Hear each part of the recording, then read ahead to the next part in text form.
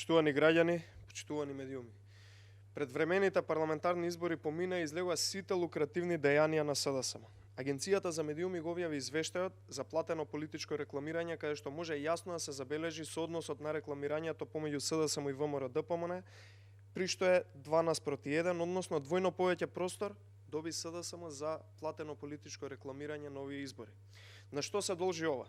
На само 5 минути пред завршувањето на вонредната состојба во Република Македонија, воведена заради справување со пандемијата од COVID-19, СДСМ наместо да се посвети на сузбивање на пандемијата, на последната седница на влада, 5 минути пред да заврши вонредната состојба, изгласаа уредба во пресред на предвремените парламентарни избори за медиумски мрак и гушење на политичкото представување на опозицијата. Не само што беше противзаконски, туку беше директно мешање во изборниот процес.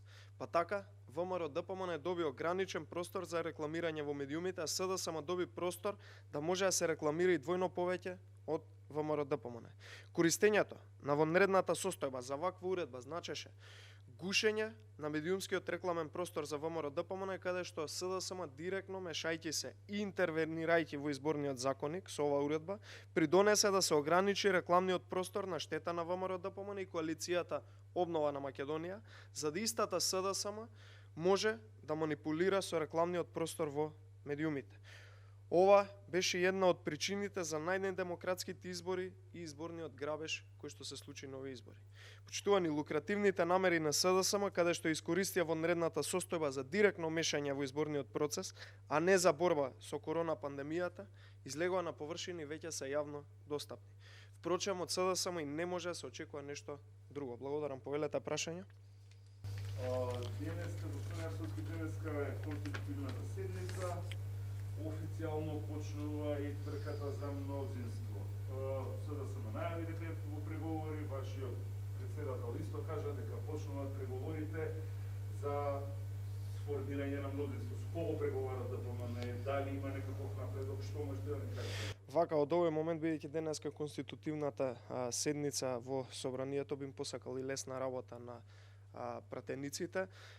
Не би можел да навлагам во детали во однос на преговорите за формирање на парламентарно мнозинство, на што можам да го потенцирам и да го кажам исто како што потенцираш и председателот Мицкоски од изминативе денови, е дека вршиме напори да формираме парламентарно мнозинство и отворени се сите опции на маса во однос на преговорите. Впрочем, како што рековме, имавме и пријателски односи со сите партии изминатиот период. Во однос на тој процес не би сакал да навлагам во детали за да не пречиме на односот, така да наредниве неколку дена ќе имаме јасни и конкретни делови од процесот кои што ќе можат да бидат изнесени во медиумите и нормално како течат преговорите официјално ќе бидат известени медиумите и јавноста да бидат во тек. Значи, почнува процесот, кажете ми, има договорено више средби за преговори со кои партии е договорено, кога ќе се одржат тие средби? Па како што реков, имаше пријателски однос изминативе, не само изминатиот период, туку и изминативе неколку години со партиите кои што можат да бидат потенцијални коалициони партнери во владата во Република Македонија, но не би имал ништо повеќе да додавам за официјални средби, официјални договорени состаноци, така да почекаме наредниве неколку дена да видиме како ќе се одвива целата ситуација. Благодарам и вас.